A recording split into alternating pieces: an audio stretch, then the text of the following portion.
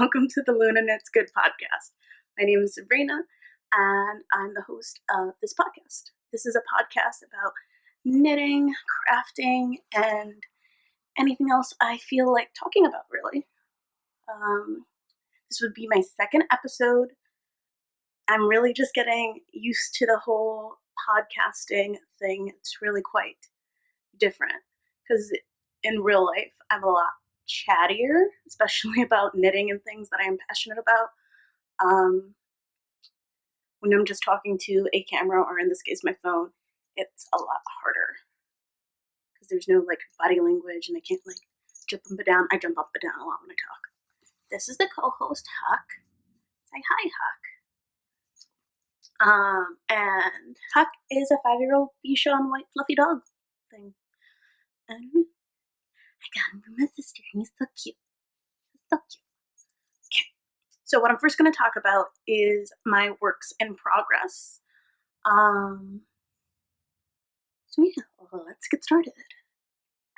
So one of my first works in progress that I've been working pretty consistently throughout the entire week is my Suburban Wrap by Joji Locatelli. And here it is. I am slightly in the thing to itself. But, oh my god, isn't this really pretty? Just look at it. Just look at it! Then the lace could have been better, but I'm not a perfectionist. Let's see if you can actually see it. Because it is quite a dark.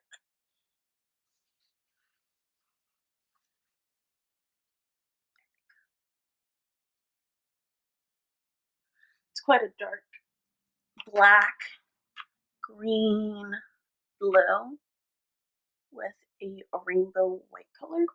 So this is, excuse me. So sorry. So as I was saying, this is the Vogue Knitting Live Color 2018 from Black Elephant. It's a single ply merino. But yeah, I really like it. I've been working a lot with single plies. I love single plies. Oh my god, I'm gonna sneeze again. Okay, no. And then this is, I don't remember the name, I'm really sorry. But I know it's from the Walk collection based in Germany, and that's the greeny blue color. And then the color I'm going to work in to, not the section I'm working on now, but the next one is Method by Hedgehog Fibers, which I also picked up. But I'm really, really loving this shawl. I'm not enjoying the amount of purling. I used to be the kind of person who didn't really care if they had to purl a lot, but now I'm realizing why people don't like to purl, because it's not as fast of a knit. But I really like it. I think it's super wearable to wrap it around you. And since I spent a lot of my winter and fall, early spring in office buildings because of I'm going to teach 2 classes and I'm going to be taking 3 classes, the temperature is super, super inconsistent. So it's best if I layer, and this is going to be such a good layering piece. And then I have my Secret miniature charm from the Homespun House Yarn and Charm Club, Harry Potter Yarn and Charm Club. That's really, really nice. I love it.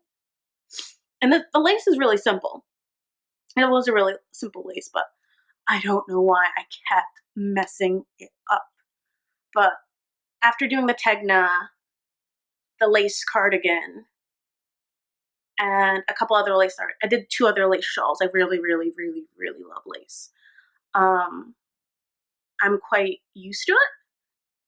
So I've learned how to fudge lace. So if I have 2 extra stitches, I know that hide it in the slip knit. So slip knit will like slip knit to hide an extra stitch that I accidentally cast on or something like that. It's a lot more explanatory if I show you when I actually have, if I mess up, well, not if, it is not if, when I mess up, I will record myself. I will record myself and show you how I fix that kind of thing. And for the most part, people really can't tell. I fudged a lot with what I'm wearing right now, which is Caitlin Hunter's Tegna. This is the Malabrigo. I don't know what the name of the yarn line is called, but it's their 100% mulberry silk line. And it's super pretty. Although I'm not too sure if I love the feel of like 100% mulberry silk on my skin. It's alright. I really love it. It's super wearable. Did not mean to grab my boobs. But I love my boobs, so it's okay. So yeah, I'm really loving knitting on the shawl, and the yarn is super squishy. Squishy. Alright. What else? Work in progress. Okay. So, it's also in this project bag, which is I do as I please. Let's get a cat. It's one of those made out of recycled plastic material bags. And I got it on clearance at Loop Yarn, which is one of the local fabric shops in Philadelphia, not Loop in London, which I know is super popular. Alright. Are you sitting on it, Hawk? My dog likes to sit on my yarn because he knows the yarn's getting attention and not him. You're annoying. He's got a really cute donut bow tie on though right now. Obsessed. So I finished knitting on the entire body of my second Tegna. And I now have split for the front and the back. And so I should be able to get this done within a week, because this took me 2 weeks. And this took me a little bit longer, but it wasn't like the sole project I was working on. Because when I worked on this was the only project that I worked on for those 2 weeks. But yeah, I'm splitting. I think with this version, I did knit size large sleeves and knit the medium. I'm doing the same here on this one. I used size 7 needles for this one, which is why you kind of can see my bra. I don't care. And then also the difference between, sorry, I'm jumbled. Also the difference between, can you see? The stitches up here. And the stitches like right here. That's because up until a couple months ago, I didn't know I was knitting incorrectly. I was doing an extra yarn over, so it like twisted my stitches, but only when I was knitting in the round. My stitches were not twisted when I was knitting flat, because my stitches would untwist. Sir, no sitting on my knitting. Wow. Likes to sit on my knitting. No. So. No, you're not going to sit there. You can sit on my lap. But, so yeah. That's really nice. Doing this lace the second time around, so much easier than doing it the first time. He was biting himself. But an additional modification I might make to the second version is knit an extra inch on each front and back side, just to make a little bit extra room for my bust. Because I feel like my front could be longer if I didn't have, like, if the bust part was longer. If that makes sense. Because the bust part starts, like, right here. And if I made it slightly longer, the sleeves would be bigger, one, and I'd have more room here, so it'd be longer in length as well. If that makes sense. because what you do when you separate, you're making the hole for the arm, and when you join. So like that would push this line here a little bit down here, and just make it a little bit more comfortable. And I might also knit 3/4 inch sleeves instead, because I'm about 3/4 to half to 3/4 of the way done, and I still have another ball left, and it's not going to use nearly as much yarn as the body of the Tegna did, or Tegna did. So that's super exciting. And the other half object, so that's the Tegna, should conclude, by Caitlin Hunter. Great pattern. So excited about it. It's my second one. And second half object is a pair of socks from Pneumatic Yarns. The yarn's from Pneumatic Yarns. This part and this part is Pneumatic Yarns in Mischief Managed, a Harry Potter inspired colorway, and then the toes and the heel are agate from the Black Sheep Fiber Company. Yep. Which is kind of like a perfect match, because the exact same tones in the toe are throughout the entire thing. You can tell. It's kind of like they mishmashed it, which I really, really love. There was this was my first time doing an afterthought heel. Nightmare. Hella nightmare. Because what I actually ended up doing was, because I didn't realize when you do an afterthought heel, you pick up stitches on one. Like, say if you wanted to insert your heel here, right? You pick up stitches right above and then right below, and then you just snip the legs of a V in the middle, and that's it.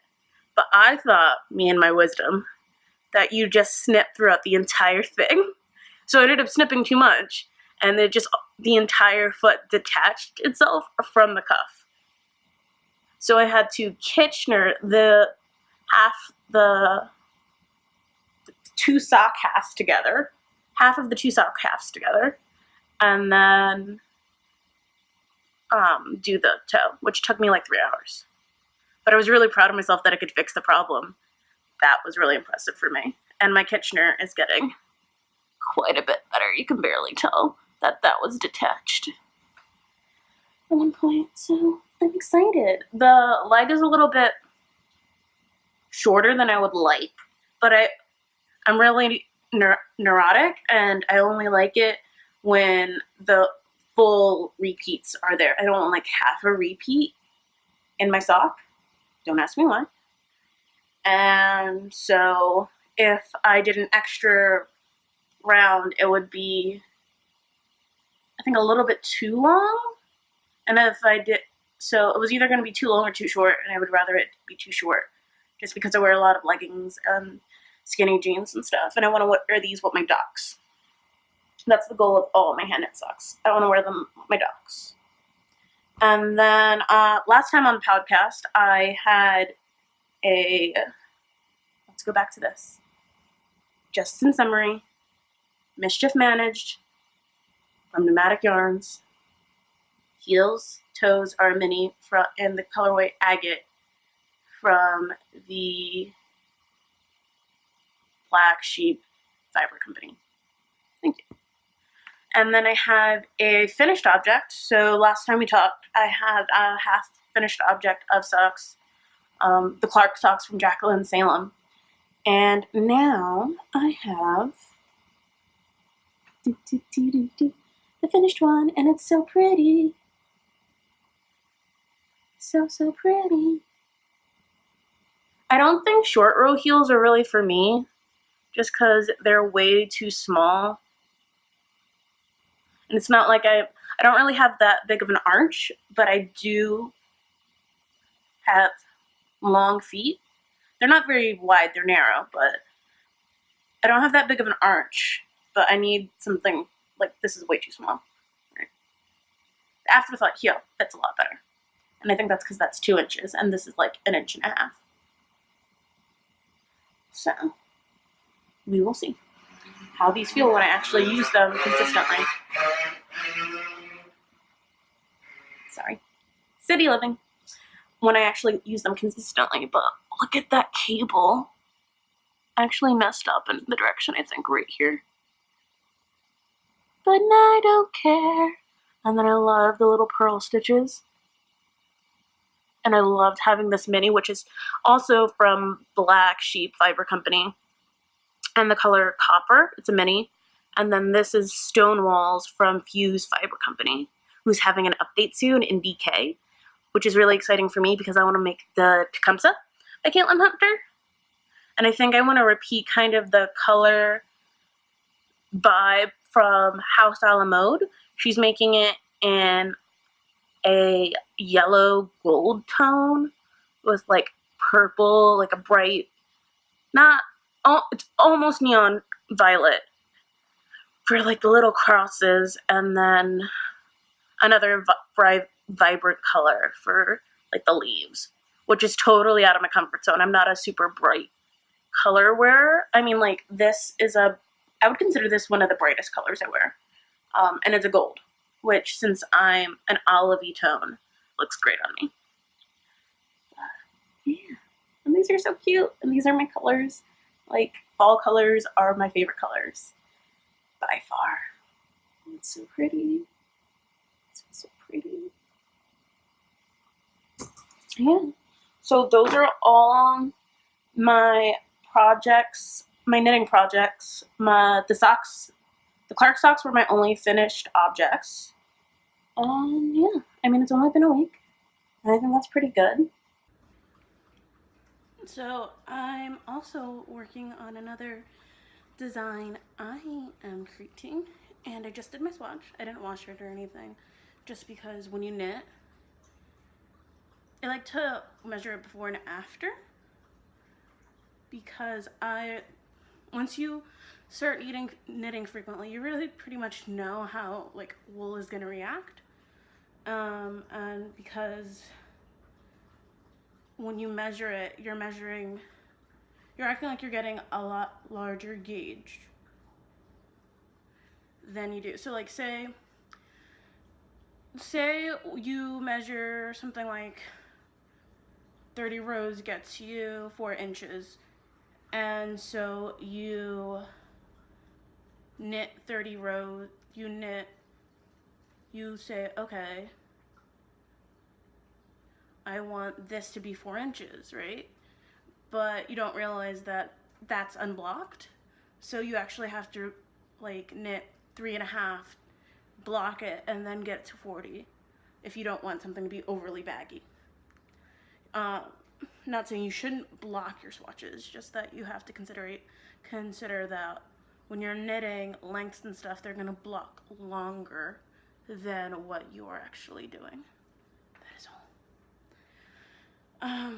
But this is the color. It's kind of similar to the one I'm making my tech knot out of, but this is House a la Mode in their cranberry colorway, which is like a black burgundy. Super nummy. Yeah, it's a little bit more reddish than that. It's a lot more reddish than that, actually. But yeah, it's really nice. And what I want to make, I've already done the maths for it. Thank you to Andy Satterlin, who I DM'd on Instagram asking, okay, if I want to make my own designs, what is a great resource that you would recommend? And she recommended the book that I have right over here. I thought I did. Sweater Design in Plain English by Maggie Rigetti. It's not your all book. Like, it's not going to tell you everything you want to know, because like I'm really into top down or like bottom up minimal seaming, and she does a lot of seaming stuff in here, so that kind of stuff I'm not interested in. Later I might be interested in doing seaming stuff, but I find seamless or things that have limited seaming the best to work on. You can see my line. I'm just really focused on that line right now. So, yeah. And, where's my notebook? So the design I want to make is a turtleneck cropped sweater. And I think it'd look really good with like high-waisted jeans or skirts, which is what I tend to wear. I don't tend to wear high-waisted jeans. I just have a high waist, so most jeans that look good on me are high-waisted. But if they were really going to be high-waisted, they'd be like up to my boobs. Which in that case is just shapewear, right? So, don't make fun of my drawing, but I want it like that. And maybe do some waist shaping right here. So it goes in. I want it to have negative ease. I might do a little bit more ribbing than that. Fluffy collar. And then I'm debating on doing 3/4 or full sleeves. But it depends. But it's just something simple. I was gonna do like a cable design from the shoulders down or something, or like across. I think I just want to do, or like color work around the yoke. That would be really pretty, but I think I want to get this done first, and then I could play around with like other styles, you know? But yeah, this is the notebook that I write all my designing / yarn ideas in. I got it from Marshall's, and it's gridded. Super lovely. So, could you please? I do have a sewing finished object, and that is another pair of the Avalon shorts by Peach Patterns. This is the bum.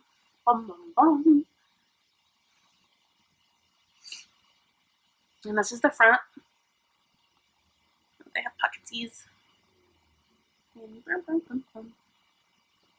They fit me really well. Super easy pattern. I mean, like, beginner pattern. Super beginner pattern. And I'm a beginner sewist, so that is cool. One of the things I will say is that I'm super impatient and not very precise, which is not necessarily what you want to be when you're a sewer. So, when I was putting on the elastic, I might have ironed on, because what you do is you take a strip of fabric, you fold it this way, you fold it this way, and then that's how you attach it. You take the two folded edges, since you don't want, obviously, raw edges on a waistband. Take the two folded edges and sew them on here. So there's two folded edges, right? So I wasn't really consistent about how much I folded my edges. So I have, sometimes my elastic is a little bit too big for my waistband. But that's okay, because when I wear it, it's stretched out and you really can't tell the difference. So I don't care. They're super wearable. And it's made out of really nice, beautiful, crisp linen from a local fabric shop on Fabric Row in South Street in Philadelphia. Fleshman's Fabric. They don't really do brands or anything like that, and I didn't get to see the brand and the fiber content on the like little roll. But I'm so excited to wear them. Although they're a little bit precious to me, like I don't want to get them. I got the mauve pair dirty with oil, and I'm struggling to get the oil out. And I'm like, I don't want to wear this unless like I'm going out. And I don't go a lot. I don't go out a lot because I'm an introvert. Yay, introverts. I'm a very interesting kind of introvert. Well, I think I'm interesting. I hope you think I'm interesting too, but I like to think I'm interesting. And I don't have trouble like talking to people. I used to a couple years ago. Until a couple years ago, I had a lot of trouble talking to people, socializing. I still find social situations. Sorry. One of my best friends called me, and she's moving from Massachusetts to Philly for nursing school, and I'm so excited. We studied abroad in Scotland together. We spent a lot of time together when I was doing my undergrad, and then she moved away because she transferred schools, I went to an undergrad in the Philadelphia area. She went there for a couple years, didn't like it, and then transferred out. So I'm really excited. She's gonna be back. Ah, right, right, Huck. So what was I talking about? Oh, being an introverted extrovert, an extroverted introvert. So up until a couple years ago, I had issues talking in public and being very social and outgoing. Now I don't. I'm pretty like out there. Uh, I used to be very afraid of what people thought of me, and that's why I was really introverted. And now I don't. Now I'm just like, I be who I is, right? I feel like that's the best way, and it feels so much better to be that way. It really does. Um, but I still don't like go out a lot. I don't like going to bars very often unless I'm in a very like mood. I won't. Um, which is funny because one of my roommates really loves going out, and he's constantly like, "Let's go, let's go. Don't you want to go out on a Wednesday night at 9 p.m.?" And I'm like, "No, I'm in my PJs and I'm knitting. 9 p.m. That's what I do. Nothing else." Which I think is really strange for I think my age bracket. Because I'm 23 and most of like the 20 somethings I know are like, let's go to this place and let's go to that place. And I'll go if there's like a really cool food to try or a new beer or wine to try, something like that. Something that makes it an experience rather than sitting at a bar drinking a beer and talking to people. Because I feel like I can do that in my apartment or their apartment rather than going out and paying $5 a beer. That really doesn't make any sense to me. And then on top of that, I feel guilty because I have to tip the person, right? But I'm like, I have to tip you for literally going like, and then handing it to me. Not that they don't deserve it, because I'm sure they're getting paid crap. Just the fact that I like feel obligated and I should do it, and then like it's just not worth it. Sorry, it's just not worth it. So I avoid it at all costs. I don't go out very much. So there's that. I thought I can talk about what I've been cooking. I was really excited this Sunday. I cooked Puerto Rican food for my roommates. Both of my roommates are Caucasian Americans. They call themselves white, so I feel comfortable calling them white. I believe strongly you calling people by the way they identify, not the way you identify them. So they call themselves white. And so I made Puerto Rican food for them, which was really fun, which I made pernil. Other Puerto Ricans call it pernil because there's an R in the word, but my family doesn't pronounce the R because apparently we're bad Spanish speakers. I made arroz con habichuelas, which was gross because I burnt the bottom. You're supposed to burn the bottom, but like crisp the bottom because it's something called biao, which is you toast the outside edge of the rice pot and it makes a very crispy outer rice thing, but it also creates a heat barrier for the rice so the rice cooks really well. And we like rice that's like super separated, not like mushy, like squishy rice or like sushi rice. It's similar to like basmati rice you get from an Indian restaurant without all the spices. And arroz con habichuelas is like a reddish rice. People call it Spanish rice, which is kind of like, there's other ethnicities that make it that aren't Spanish, because Spanish is from Spain. If you're Hispanic, you're from a colony that was colonized by Spain. Like these terms have very specific meaning, and sometimes I think it gets lost because these terms have a history, and I think it's very important that we recognize that history, right? So, and I make tostones. Tostones are those plantains, so like the starchy bananas, and they're double fried. So they're fried once to soften, you smush them down, and then you fry them again until they're crispy, and you dip them in a tomato mayo garlic mix. So good. And my roommates really, really liked it, so I was happy. And it was my first time making penne, and it was really good. And then after that, out of the penne, I made a soup, because it was like 5-ish pounds, and there's only 3 of us, so that was enough to make us 2 meals out of the week. And So good. I just added summer corn that I got. It wasn't from the farmer's market. I think it was from our Aldi's, but it was still really good. And some potatoes. And a packet of sazon, which is like a Goya seasoning packet that Puerto Ricans like to use. And that was really good. So good. And I made really good blueberry muffins with blueberries from the farmer's market. And I made blueberry jam, which was really good. Funny story about when I made my blueberry jam is that I used this new, no, it's not new, it's new to me. This new to me pectin system, which is Pomona's pectin, which is a natural low to no sugar pectin. And what pectin does when you can, so pectin thickens jam for canning, and I like to can. And I accidentally drank calcium water, which is what is used to activate the Pomona's pectin, because I didn't properly label it. It was so gross, and so bitter in my mouth. So bad. But again, mistakes happen, and you live with it, and you just do what you do. And that's what I strongly believe in. You doing you,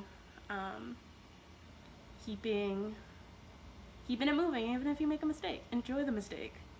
I mean, like, there's no reason to mope in your sadness, or like, oh, this didn't end up the way I wanted to. If it didn't, you try again. You make it better. Just keep swimming, swimming, swimming. What you do? Anyway, so I'm rambling. Thank you guys for watching. I hope that this was interesting to you. And leave comments down below. All my links will be there. And I hope to talk to you guys soon. Bye.